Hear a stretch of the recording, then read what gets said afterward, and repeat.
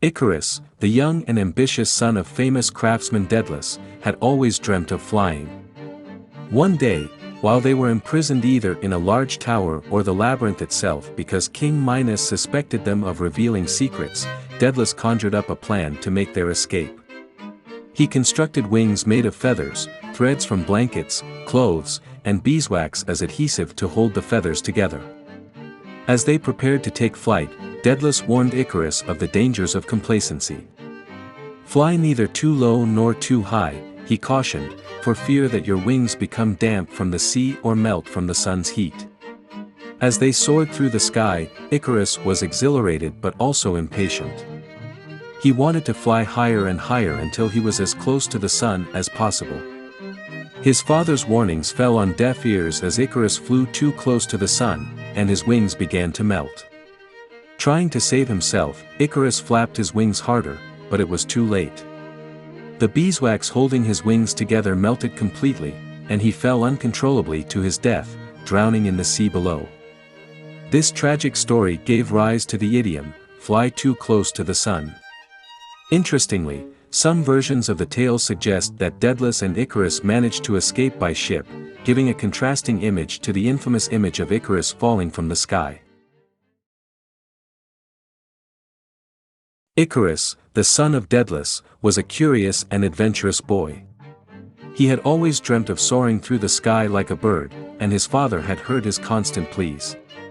One day, Daedalus decided to indulge his son's fantasy and began crafting wings made of beeswax and feathers. Icarus was overjoyed when he saw the wings and couldn't wait to test them. His father warned him not to fly too close to the sun or sea, but Icarus was too excited to listen.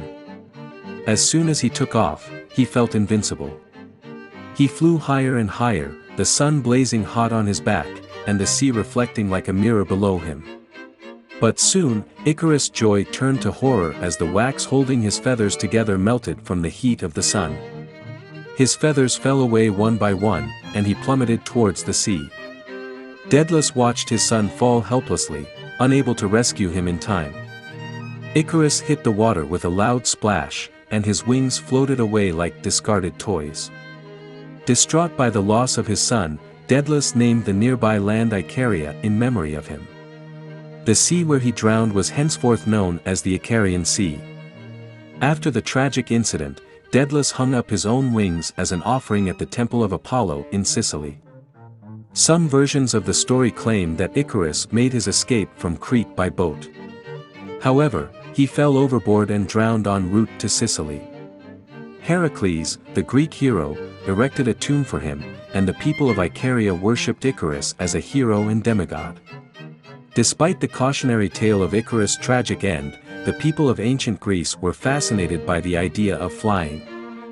They continued to experiment with wings until the time of Icarus, who invented the first successful glider in the 4th century BC. Nevertheless, Icarus remained a symbol of the dangers of unchecked ambition and an ever-present reminder of the fragility of human life. The myth of Icarus is a timeless story that has resonated with people for centuries. It all started with Ovid's version of the story, which has deeply influenced the mythological traditions in English literature. Many famous writers, including Chaucer, Marlowe, Shakespeare, Milton, and Joyce, have used Icarus as a symbol in their works. In different contexts of Renaissance iconography, Icarus symbolizes water and high-flying ambition. One of the most famous paintings depicting Icarus is Landscape with the Fall of Icarus, believed to be created by Peter Bruegel the Elder.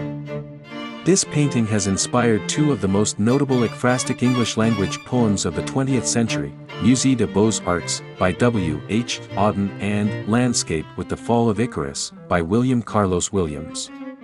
Over the centuries, Icarus has been interpreted as a metaphor for various modern experiences.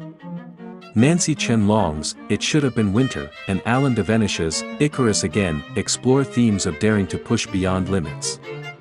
In Failing and Flying, by Jack Gilbert, Icarus is a symbol for grasping life with all one's might. And Sexton's To a Friend Whose Work Has Come to Triumph Carol and Duffy's Mrs. Icarus, and Jennifer Chang's Yesterday's Myth all use Icarus as a figure to reflect the human condition. But perhaps the most nuanced and extensive exploration of the myth can be found in Hiromi Yoshida's Icarus tetralogy poetry chapbooks. Through her writing, Yoshida explores various dimensions of Icarus, adding new layers of meaning to the age-old tale. Even in novels, Icarus continues to be a resonant symbol. In Axel Jensen's book, Icarus, A Young Man in Sahara, the character is cast as a metaphor for the struggles of modern young men. The story of Icarus shows us that, no matter how much time passes, a good story will always come back in different forms to captivate new audiences.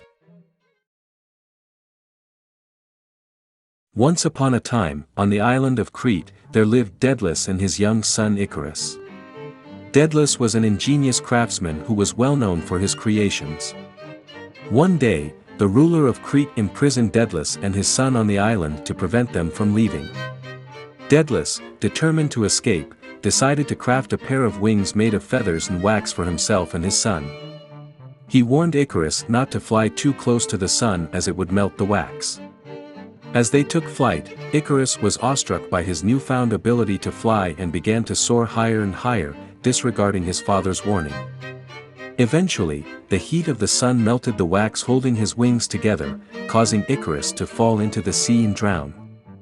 This tragedy gave rise to the term Icarus complex, describing individuals who possess grandiose aspirations despite their lack of necessary talent or experience. Some scholars have suggested that Icarus exhibited manic symptoms of bipolar disorder, leading to his reckless behavior. Despite the many differing interpretations, the story's moral remains true: excessive ambition and negligence can lead to disastrous consequences.